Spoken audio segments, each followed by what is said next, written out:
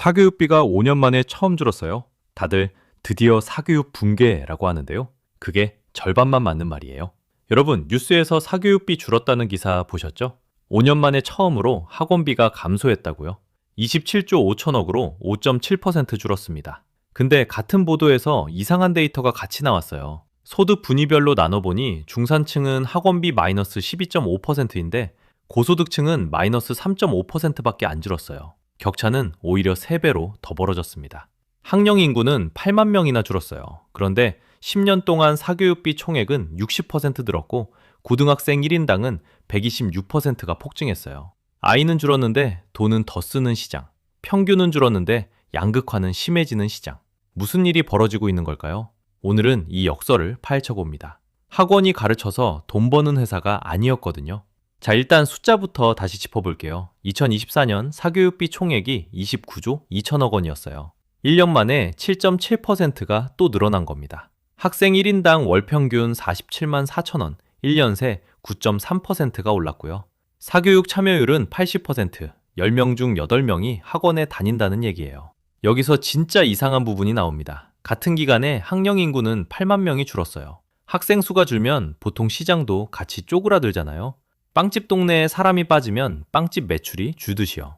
근데 사교육 시장은 거꾸로 갔어요. 10여 년 동안 총액이 60% 늘었습니다. 고등학생 1인당으로 좁혀보면 126% 폭준이에요. 4년이 채 안 걸려서 2배가 된 셈이죠. 학생은 줄고 돈은 들고. 이게 어떻게 가능한 걸까요? 답은 평균이라는 단어에 숨어 있어요. 우리가 뉴스에서 1인당 47만 원이라고 들으면 머릿속에 한 가족을 떠올리잖아요. 옆집 아이 학원비가 47만 원, 우리 집도 47만 원. 그런데 이 평균이라는 게 한국 사교육에서는 거짓말에 가깝습니다. 월소득 800만 원 이상 가구, 자녀 사교육비가 67만 6천 원이에요. 반대편, 월소득 300만 원 미만 가구는 20만 5천 원입니다. 3.3배 차이가 납니다. 참여율도 한쪽은 87.6%, 다른 쪽은 58.1%. 같은 나라에서 같은 학교를 다니는 아이들인데 학원이라는 무대에 올라가는 비율부터가 다른 거예요. 지역으로 잘라도 똑같습니다. 서울은 한 달 67만 3천 원, 읍면 지역은 33만 2천 원. 정확히 2배예요. 평균은 거짓말이고 둔포가 진실이라는 말이 여기서 나와요. 한 마을에 67만 원 쓰는 집과 20만 원 쓰는 집을 섞으면 평균은 40만 원쯤 나오죠. 근데 그 마을에 평균만큼 쓰는 집은 한 곳도 없을 수 있어요. 한쪽에 몰려있고 다른 한쪽에 몰려있을 뿐이에요. 한국 사교육 시장이 지금 딱 그런 모양입니다. 그래서 5년 만에 학원비가 줄었다는 보도가 나왔을 때 진짜 봐야 할 건 평균이 아니라 분위별 변화였어요. 2025년 3분기 가계동향 자료를 들여다보면요. 학원교육비가 41만 3천 원으로 0.7% 감소했어요. 5년 만에 처음 감소한 게 맞아요. 그런데 이걸 소득별로 잘라봤더니 그림이 완전히 달라집니다. 중산층, 그러니까 정확히는 소득 3분위 가구의 학원비가 12.5% 줄었어요. 두 자릿수 감소입니다. 반면에 5분위, 고소득 가구의 학원비는 3.5%만 줄었어요. 거의 그대로라는 뜻이에요. 평균으로 보면 다 같이 줄어든 것 같지만 실제로 줄인 사람은 중산층이었던 거죠. 그러니까 사교육이 무너지는 게 아니라 중산층의 사교육만 무너지고 있는 겁니다. 고소득층의 사교육은 멀쩡해요. 정부가 사교육비 줄었다고 발표한 그 통계 속에서 격차는 오히려 더 벌어지고 있었던 거예요. 여기서 잠깐 비유를 하나 가져와 볼게요. 여러분 헬스장 다녀보셨죠? 1월 되면 헬스장에 사람이 미어 터지잖아요. 근데 경기 안 좋다는 뉴스 나오면 제일 먼저 끊는 게 헬스장 회원권이에요. 한 달 7만 원짜리 회원권. 안 끊으면 죄책감 들고 끊자니 결심이 흔들리고. 그래서 형편이 빡빡해지면 가장 먼저 빠집니다. 근데 PT, 그러니까 개인 트레이닝은 어떨까요? 한 달에 60만 원, 100만 원씩 나가는 PT를 끊는 사람들. 이 사람들이 경기 안 좋다고 PT를 그만둘까요? 거의 안 그만둬요. 왜냐하면 PT 끊는 사람한테 그 돈은 외식 한두 번 줄이면 충당되는 돈이거든요. 헬스장 매출은 줄어도 PT 시장은 안 줄어요. 사교육이 지금 딱 이 모양입니다. 일반 학원, 보습 학원, 동네 종합반. 이게 헬스장이에요. 중산층이 가장 먼저 끊습니다. 근데 대치동 단과, 입시 컨설팅, 의대반 합숙, 이건 PT거든요. 끊을 사람들이 아니에요. 자, 그럼 여기서 진짜 질문을 던져볼 차례예요. 학원은 도대체 무슨 사업일까요? 대부분의 사람들은 이렇게 생각해요. 학원은 가르치는 곳이고 가르친 만큼 돈을 받는 곳이다. 이 문장에 의심을 품어본 적 없죠? 자연스럽잖아요. 빵집은 빵 팔아서 돈 벌고 학원은 가르쳐서 돈 번다. 근데 이게 사실이라면 한 가지 이상한 점이 있어요. 같은 강의안, 같은 문제집, 같은 강사 출신. 이 동일한 콘텐츠를 가지고 동네 학원에서 하면 한 달 30만 원, 대치동 학원에서 하면 한 달 90만 원이 됩니다. 똑같은 수업인데 가격이 3배예요. 빵집으로 치면 같은 단팥빵을 동네에서 1,500원, 한남동에서 4,500원에 파는 거랑 같은 거죠. 이게 가능한 이유는 단순합니다. 학원이 가르쳐서 돈 버는 회사가 아니었거든요. 학원의 진짜 본업은 두 가지예요. 첫째, 신호 판매. 둘째, 불안 마케팅. 신호 판매부터 가볼게요. 명품 가방 생각하시면 돼요. 명품 가방 하나에 500만 원 하잖아요. 근데 그 가방의 가죽 원가가 정말 500만 원어치일까요? 아니죠. 우리는 가죽이 아니라 라벨을 사는 거예요. 나는 이걸 살 수 있는 사람이라는 신호를 사는 거예요.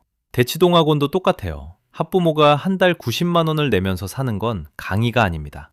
우리 아이가 대치동 5호 학원에 다닌다는 라벨이에요. 그 라벨이 학교 학부모 모임에서, 친척 모임에서, 그리고 무엇보다 입시 결과로 돌아오는 어떤 안정감이에요. 콘텐츠는 비슷한데 라벨 값이 2배, 3배 붙는 겁니다. 둘째, 불안 마케팅. 이게 더 본질적이에요. 여러분, 학원 광고 보신 적 있죠? 지금 시작하지 않으면 늦습니다. 이번 학기에 잡지 못하면 회복할 수 없습니다.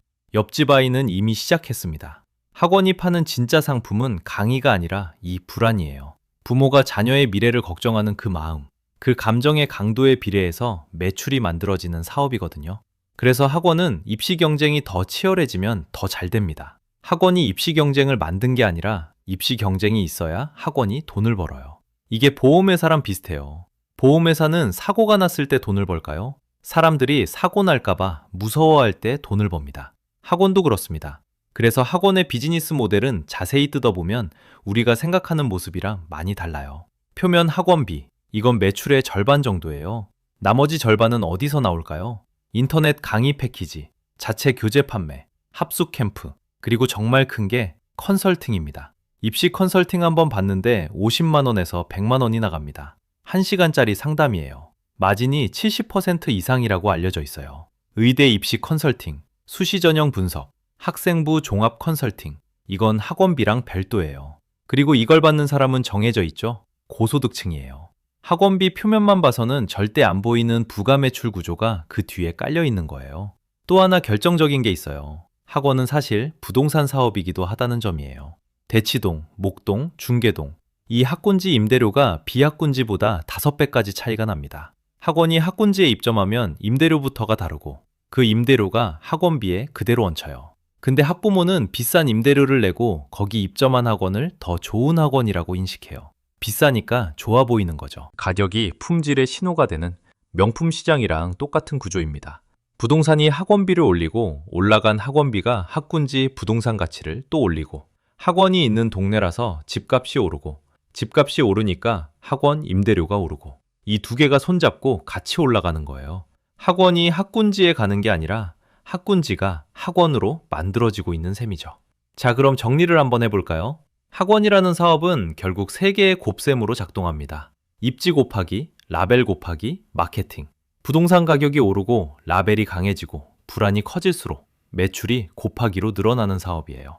가르치는 시간을 늘려서 돈 버는 사업이 아니에요. 여기까지 들으시면 한 가지 의문이 드실 거예요. 학령 인구는 줄잖아요. 8만 명이나 줄었잖아요. 그런데 왜 입시 경쟁은 안 풀리는 걸까요? 학원도 같이 풀려야 정상이지 않나요? 여기에 이 영상의 진짜 핵심이 있어요. 답은 단순합니다. 학생은 줄어도 자리는 안 늘어요.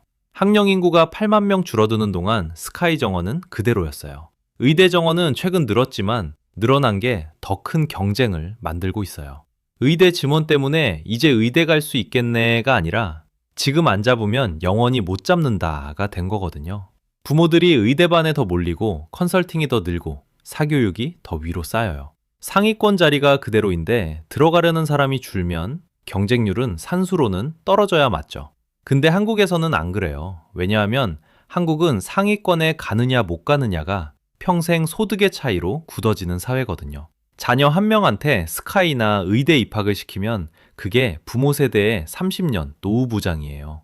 그러니까 자녀가 한 명 줄었다고 해서 투자를 줄이는 게 아니라 한 명한테 더 몰빵하게 됩니다. 자녀 두 명한테 각자 60만 원 쓰던 집이 자녀 한 명한테 100만 원을 쓰는 거예요. 한 명한테 들어가는 돈은 오히려 늘어요. 인구가 줄어도 1인당 사교육비가 폭증하는 이유가 여기 있어요. 고등학생 1인당 126% 폭증의 정체가 이거거든요.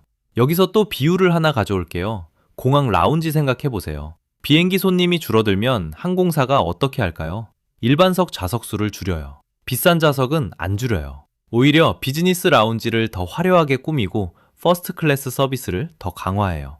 왜냐하면 항공사 매출의 절반이 그 위쪽에서 나오거든요. 승객은 줄어도 라운지는 늘어납니다. 사교육 시장이 정확히 같은 길을 가고 있어요. 일반 학원은 줄어요. 동네 보습학원, 종합반, 단과반 이런 데가 먼저 문을 닫고 있습니다. 근데 컨설팅, 의대반, 합숙 캠프 이쪽은 오히려 더 비싸지고 있어요. 학생이 줄어드는 시장에서 위쪽은 더 두꺼워지고 아래쪽이 얇아지는 거예요. 평균은 떨어지지만 격차는 더 벌어져요. 자, 그럼 정부 정책 얘기를 안 할 수가 없죠.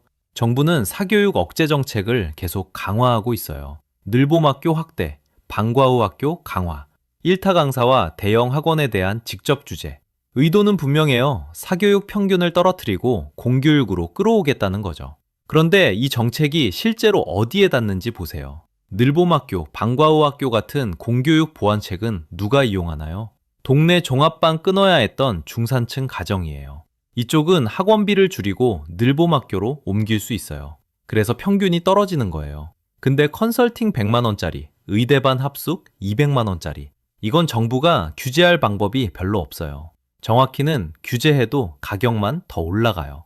왜냐하면 규제하면 공급이 줄어드는데 수요는 그대로니까요. 희소성이 더 커지면 가격은 또 올라갑니다. 그러니까 정부가 사교육 억제 정책을 강하게 펼칠수록 평균은 잘 떨어지고 격차는 더 벌어지는 그림이 만들어져요. 통계상으로는 사교육비가 줄어든 것처럼 보입니다. 정책이 효과 있어 보입니다. 근데 그 효과는 한쪽에만 닿아 있어요. 풀어줄 사람이 없는 위쪽은 그대로예요. 여기서 한 번 더 짚을 만한 게 이게 사교육의 두동 문제가 아니라는 점이에요. 학부모를 비난할 일도 아니고 학원을 비난할 일도 아니에요. 부모가 자녀 미래에 투자하는 건 너무 자연스러운 일이고 학원이 그 시장에서 살아남기 위해 라벨과 부동산과 불안을 활용하는 것도 이상한 일이 아니에요. 다들 자기 자리에서 합리적으로 행동하고 있어요. 문제는 그 합리적인 선택들이 모여서 구조적으로 한 방향으로만 굴러가고 있다는 점이에요. 입시 자리는 그대로, 부동산은 결합, 정보는 비대칭, 정부 규제는 평균만 잡음. 이 네 개가 동시에 작동하니까 자녀 교육 기회가 거의 부모 소득의 함수가 되어가고 있는 거죠. 10년 전엔 평범한 직장인 가정에서도 자녀를 명문대 보내는 게 불가능한 일은 아니었어요. 지금은 어떤가요? 컨설팅 100만 원 한 번 못 받고, 의대반 합숙 못 보내고, 학군지 이사 못 가는 집에서 의대 가는 그림. 점점 그리기 어려워지고 있어요. 그게 5년 만에 학원비 줄었다는 통계 뒤에 숨어 있는 진짜 그림입니다. 여러분, 그래서 이 사교육비 감소 뉴스를 어떻게 읽어야 할까요? 평균이 줄었다는 건 기뻐할 일이에요. 적어도 가계부담이 일부에서는 풀리고 있다는 뜻이니까요. 근데 그 기쁨 옆에 한 가지 사실을 같이 두셔야 해요. 평균이 줄어든 만큼 위와 아래의 거리는 더 멀어졌습니다. 사교육이 망한다는 건 절반의 진실이에요. 정확히 말하면 중산층의 교육 사다리만 무너지고 있어요. 학원이 가르쳐서 돈 벌던 회사가 아니라 라벨로 돈 버는 회사였거든요. 그래서 비싼 라벨은 더 비싸지는 중이에요. 사교육비가 줄었다는 뉴스, 그건 당신 동네에서만 줄어든 뉴스일 수 있어요. 한국이라는 시장 전체에서 보면 사교육은 무너지는 게 아니라 위로 올라타고 있을 뿐입니다.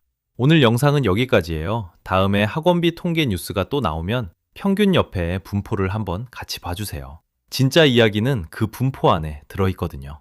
재밌으셨다면 구독, 좋아요 부탁드리고요. 다음 영상에서 또 재밌는 이야기로 찾아올게요.